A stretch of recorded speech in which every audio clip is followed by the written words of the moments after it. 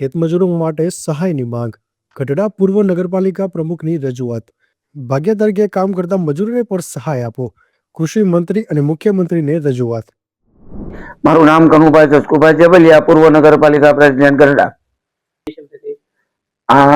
ભાગ્યાઓ આ તાલુકા અને શહેરમાં મોટા ભાગના 12 પરપ્રાંતિયો બધા મજૂર વર્ગના સામાન્ય માણસો જો ભાગ્યા તરીકે કામ કરતા હોય છે, તો આ ભાગ્યાની પરિસ્થિતિ કફોડી હાલતમાં જોવા મળે છે.